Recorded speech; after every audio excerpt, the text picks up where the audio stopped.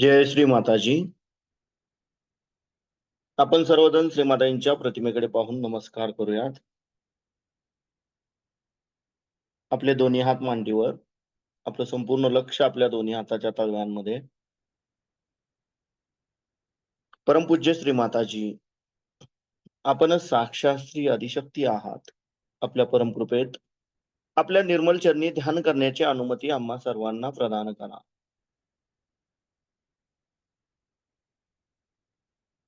आता आपण आपला उजवा हात जमिनीवर ठेवायचा आहे, डावा हात मांडीवर. आपलं संपूर्ण अटेन्शन आपण आपल्या डाव्या हाताच्या तळव्यापासून सहस्राराद्वारे उजव्या हाताच्या तळव्याकडे 7 वेळा नेऊयात.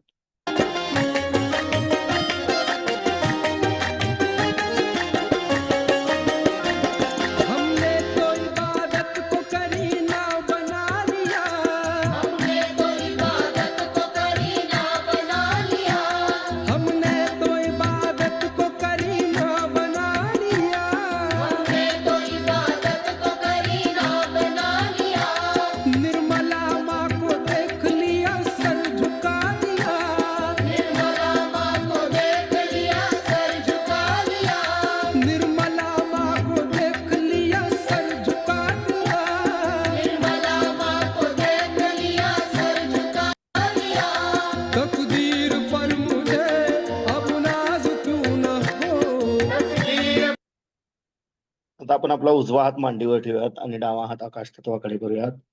आपलं संपूर्ण अटेन्शन आपण आपल्या उजव्या हाताच्या तळव्यापासून सहस्राराद्वारे डाव्या हाताच्या तळव्याकडे 7 वेळा नेऊयात.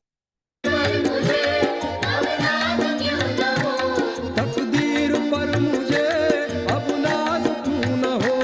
तुमने करम किया मुझे, ओ तुमने करम किया मुझे अपना बना लिया।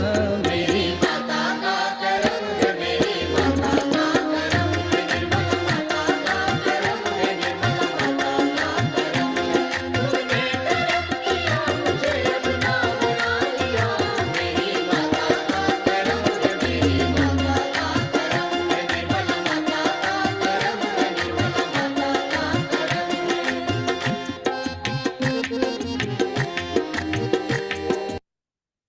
अब हम अपने दोनों हाथ अपने गोद में रखेंगे और अपना पूरा चित्त हम अपने मध्य मूलाधार चक्र पर केंद्रित करेंगे, जहाँ पे साक्षात श्री गणेश जी का स्थान है। और वहां पे हम अपना अटेंशन क्लॉकवाइज 7 बार रोटेट करेंगे।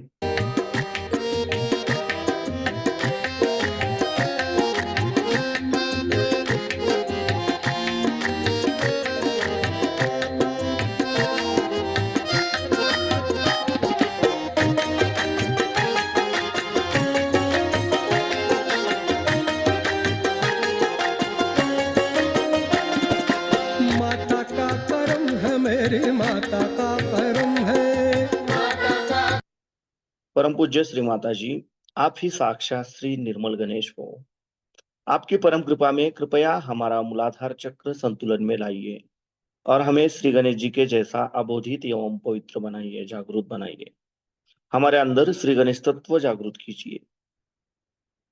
अब हम अपना राइट हैंड अपने लेफ्ट स्वादिष्ठान चक्र पे, यानी कि अपने पेट पर ही लेफ्ट साइड पे रखेंगे, बिलो द एब्डोमेन। परम पूज्य श्री माता जी, आपकी परम कृपा में कृपया हमें शुद्ध एवं निर्मल विद्या प्रदान कीजिए।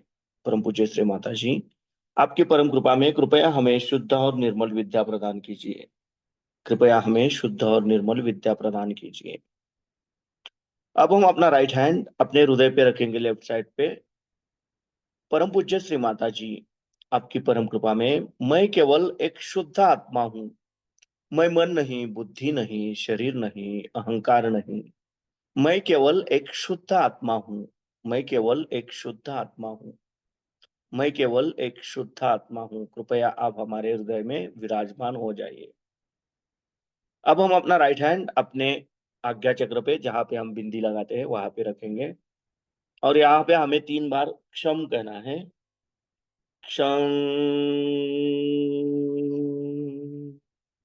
क्षम, क्षम। परम पूज्य श्री माता जी, आपकी परम कृपा में मैंने सबको क्षमा कर दिया है और खुद को भी क्षमा कर दिया है। कृपया हमें सदैव क्षमाशील बनाए रखिए। अब हम अपना राइट पाम अपने तालू भाग पे अपने सहस्त्रार पे रखेंगे और धीरे धीरे क्लॉकवाइज 7 बार रोटेट करेंगे। माता का करम है, मेरी माता का करम है। माता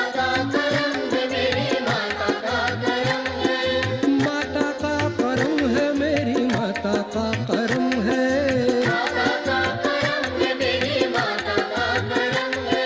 सा ग ग ग म म प प ग म म सा ग ग ग म म प म ग सा प म ग सा। परम पूज्य श्री माता जी, आप ही साक्षात श्री सहस्त्रार स्वामिनी हो। आपकी परम कृपा में कृपया हमें निर्विचारिता प्रदान कीजिए। अब हम अपने दोनों हाथ अपनी गोद में रखेंगे और अपना पूरा चित्त अपने दोनों हाथों के सेंटर पे और सहस्त्रार में केंद्रित करेंगे और इसी अवस्था में हम ध्यान में जाएंगे और श्री माता जी की अमृतवाणी सुनेंगे।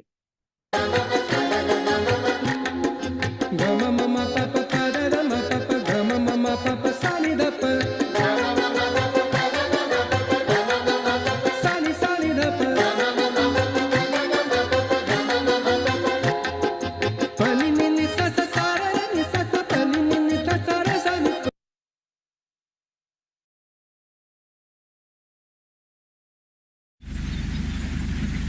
आज के लिए कोई विशेष विषय या सब्जेक्ट इन लोगों ने मुझसे बताया नहीं, क्योंकि 3 दिनों में पूरी बात कहने की है। आज उत्पत्ति पे मैं कुछ कहूँ। मेरा जो कुछ कहना है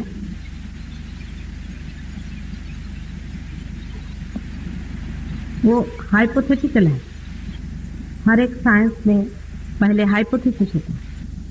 हाइपोथेसिस का मतलब है कि अपनी जो कुछ खोज है उस खोज के बारे में उसकी विचारणा जनसाधारण के सामने रखी जाती है। उसके बाद देखा जाता है कि जो कुछ कहा गया है उसमें सत्य कितना है, फैक्ट कितना है, फैक्चुअल कितना है। जिस दिन वो चीज सिद्ध हो जाती है उसी दिन उसे लोग साइंस के कायदे या लॉ समझते हैं। उसी प्रकार मेरा सारा कहना ही आप लोगों के लिए, अधिकतर लोगों के लिए बिल्कुल हाइपोथेटिकल है, लेकिन उसकी सिद्धता भी हो सकती है और दिखाई जा सकती है। इसके अलावा आदिकाल से अनेक दृष्टों ने जिसको देखा है, जिसे जाना है और किताबों में लिख रखा है, उससे भी उनकी पुष्टि हो सकती है। किंतु जो कुछ भी लिख दिया है उसकी पुष्टि सिर्फ पढ़ने से या किसी को मान लेने से नहीं होती है, किंतु उसका अनुभव स्वयं से ही होना चाहिए। आज सृष्टि की उत्पत्ति की बात मैं आपसे कुछ करना चाहती हूँ। प्रथम का दिवस है और उसका सहज योग से क्या संबंध है वो भी बताना होगा।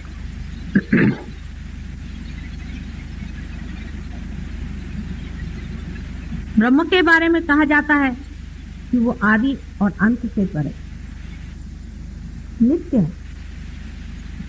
जिसे हम चैतन्य समझते हैं, जिसे हम चैतन्य शक्ति समझते हैं, उससे ब्रह्म का स्वरूप अलग है। चैतन्य शक्ति उसी ब्रह्म का एक अंग है। ब्रह्म माने जो कुछ भी है सब कुछ ब्रह्म है।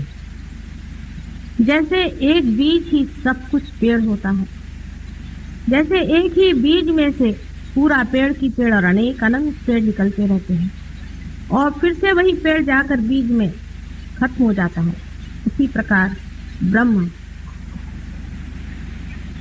अनेक प्रकार विकारों में प्रादुर्भावित होता है, मैनिफेस्टेशन होता है और अंत में फिर वही बीज बन जाता है और फिर बीज से अनेक अनंत विश्व उत्पन्न होते हैं।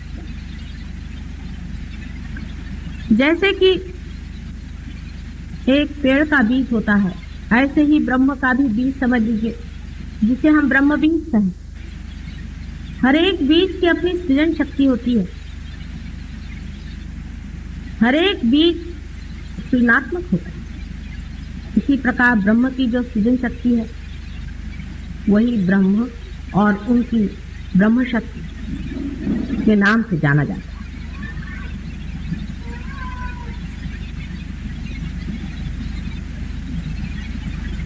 परमात्मा को ये सारी सृष्टि रचने की क्या आवश्यकता पड़ गई थी जब वो संपूर्ण, मनुष्य कितना भी संपूर्ण हो जाए, जब तक उसका एक बच्चा नहीं हो जाता उसे आनंद नहीं आता।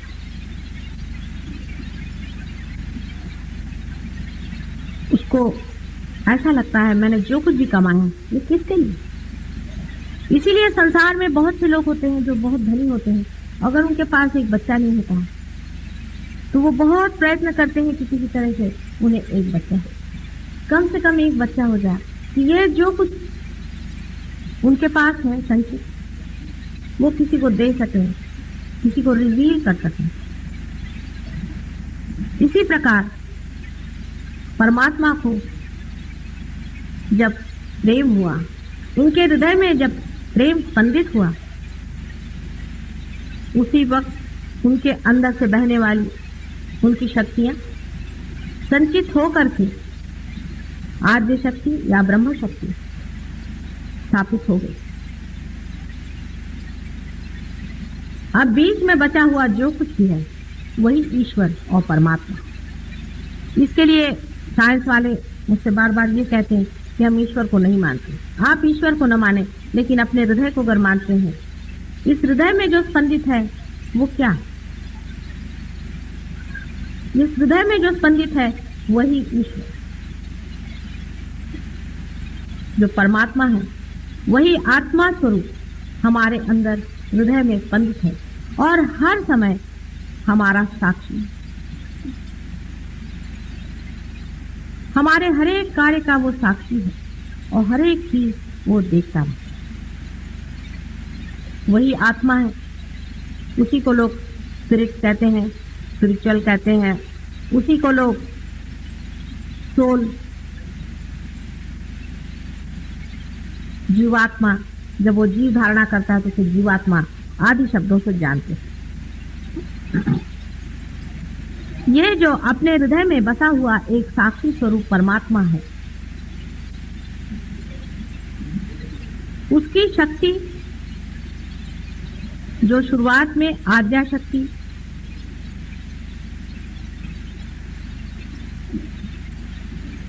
सारे सृष्टि की रचना करने के लिए सुसज्ज होती है, उस वक्त उसमें 3 तरह से परिवर्तन आते हैं या वो अपने को परिवर्तित करते हैं। पहले तो उसे ये इच्छा होती है कि मुझे बच्चा होना चाहिए, सृष्टि होनी चाहिए, क्रिएशन होना चाहिए। इस इच्छा के कारण ही वो अपने अंदर तमोगुण धारणा करती है। इसके बारे में भी पहले मैंने आपको बताया हुआ है कि वो किस दिशा में चलती हैं और किस तरह से होता है। ब्लैक बोर्ड तो यहाँ ये लोग कह रहे हैं कुछ व्यवस्था नहीं हो पाई।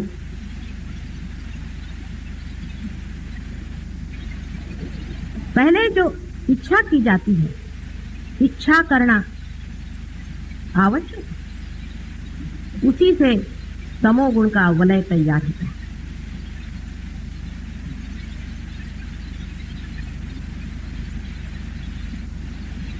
सारा वलय बिंदु मात्र जो आद्या शक्ति है उसके गति से, मूवमेंट से होता है। आपको आश्चर्य होगा कि एक बिंदु जब घूमकर अपनी ही जगह आना चाहता है तो उसका वलय पैराबोलिक होता है। आइंस्टीन आजकल कहते हैं कि हर एक चीज की मूवमेंट पैराबोलिक होती है। अपने यहाँ शिव जी के मंदिर में आपने देखा होगा कि शिव शक्ति जो होती है उसका भी वलय पैराबोलिक होता है। आइंस्टीन अब कह रहे हैं कि जो चीज भी घूमती है वो पैराबोलिक घूमती है। उसी हिसाब से ये भी कहना चाहिए कि जो प्यार है वो भी पैराबोलिक घूमता है और द्वेष भी पैराबोलिक घूमता है। माने जहां से जाता है वहीं लौट करके वापस घूम कर आ जाता है। इसी गति को पैराबोलिक कहते हैं।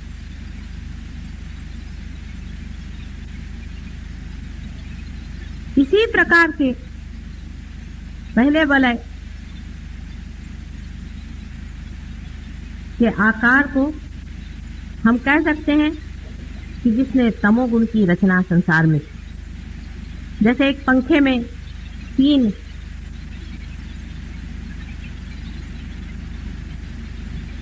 पत्रे जोड़े जाते हैं, उसी तरह से अगर आप कल्पना कर सकें तो पहले एक पैराबोलिक गति का चलना हुआ। दूसरे,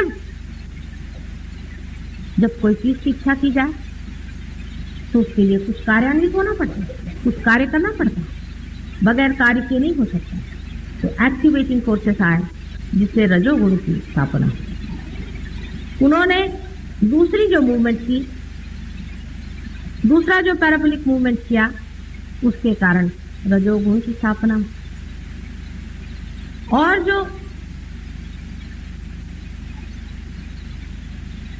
एक्टिविटी हुई, जो कार्यान्वित हुई, तो इच्छा ये हुई कि अब अपना प्यार उंडेल दें उस क्रिएशन, अपना प्यार उस सृजन किए हुए अपने बच्चे पर उंडेल दें। यही रेवोल्यूशन है और यही सत्व गुणों की रचना करता है। इस तरह से आप सोच सकते हैं कि एक ही चीज 3 बार घूम करके 3 गुणों को किस तरह से बनाती है और उसके ही अनेक विध परम्यूटेशंस एंड कॉम्बिनेशन, मिलने जोड़ने घटाने से ही बनने वाली ये सारी सृष्टि, और उसमें ही फिर एक पृथ्वी की रचना होती है। पृथ्वी की रचना भी पैराबोलिक ही मूवमेंट से होती है। अभी आप अगर साइंस में पढ़ें तो एक्सप्लोजन की थियोरी बड़ी जबरदस्त लोगों के दिमाग में बैठी है। पर 10 साल पहले मैं भी यही कहती थी कि एक्सप्लोजन हुआ है। बगैर एक्सप्लोजन के हमारी जो उत्क्रांति आज हुई है ये हो नहीं सकती। इवोल्यूशन की जिस हालत में हम पहुंचे हैं, ये बार बार एक्सप्लोजन हो करके ही हम इस दशा पर आए। लेकिन आज वही बात लोग कहने लग गए हैं कि कोई न कोई ऐसा एक संघ मास इकट्ठा हुआ था जो एकदम से टूट पड़ा और उसके अंदर से सारी ही सूर्यमंडल आदि अनेक मंडल बने। आज साइंस वाले इसी बात को कह रहे हैं। उसी प्रकार जब पृथ्वी बनने के बाद भी दूसरा एक एक्सप्लोजन शुरू हुआ जहां जीवंतता मनुष्य में आई। पहले तो आप जानते हैं सबसे पहले छोटे छोटे एक एक सेल के प्राणी जीवधारी हुए, उसके बाद बढ़ते बढ़ते